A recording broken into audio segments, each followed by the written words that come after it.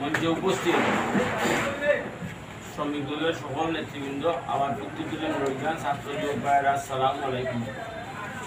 আপনারা শত ব্যস্ততার মধ্যে দিয়ে আজকে সমবেত হইতেন বাংলাদেশ জাতীয়তাবাদী দল শ্রমিক দলকে সুসংগঠিত করার লাগে, বিএনপির সুসংগঠিত করার লাগে, তিরাশালীর হাতকে শক্তিশালী করার লাগে, তাসমিয়া রুশদি ম্যাডামের হাতকে শক্তিশালী করার লাগে।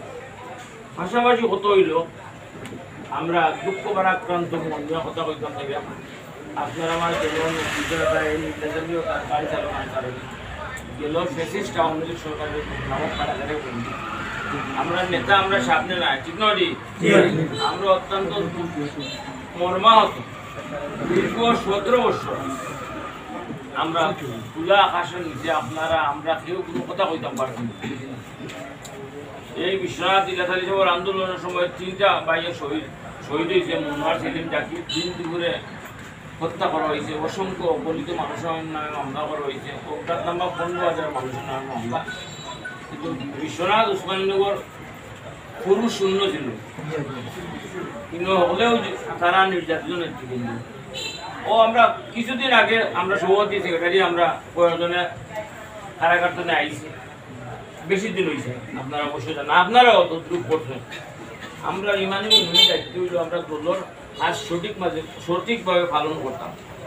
আপনারা যেটা কমিটি, আপনারা আহ্বায়ক কমিটি সুন্দরভাবে আমরা উপহার দিতাম। কিন্তু আপনারা সকল বিজ্ঞজন নেতার যুগা, আহ্বায়কর যুগা, সভাপতির যুগা আপনারা প্রশ্ন আনছেন যে আওয়ামী লীগের কোনো মানুষ যেন স্থান না পায়। তার হিসাবে পরিষ্কার কইরা দেখা তো আপনারা ফেসবুক কিতা কইরা আওয়ামী লীগের কোনো মানুষ যেন কোনো কমিটির স্থান না পায়। আমরা নেত্রীও তদ্রুপ কইরা, নেত্রীও আগেও কইতো, বাস্তব জ্বলন্ত প্রমাণ নেত্রী বিশ্বনাথ যখন আমরা জনসভা করলাম, বহিষ্কৃত যে বা যারা আসলাম এরা স্টেজে নেওয়া হয়েছে না, এরা পিছর সারি রাখা হয়েছে। কেন আপনারা অবগত আছেন? আপনারা নিশ্চিত থাকুকা আমি আওয়ামী লীগ থাকুক সম্ভবত বিএনপির গান গাই, এটা কেউ মানি না নিত নাই। আপনারা জেলা আমরা কইলে আপনারা জবাব দিয়ে হইতে হইব, তদ্রুপ আমরাও নেতৃত্বে জবাব দিয়ে দেওয়া হইতে হইব। একদিন আওয়ামী লীগের একজন এলো কমিটিতে আসলা ছাত্র শ্রমিক লীগ, আর যখন এলা বিএনপির শ্রমিক দল নেতৃত্বে এই কমিটি এনারা নাম আওতা করলা কিনা জবাবটা খেয়ে দিব, সভাপতি সেক্রেটারি আমরা দিব না, কেউ দিবা। আপনারা নিশ্চিত হোক এই ধরনের মানুষের নাম আওতা হইতো না। আর যে আইবা হে আমি মুখা আমার তো নেই দিব, আরো আপনারা যেন করি না, আপনারা দোয়া করবা।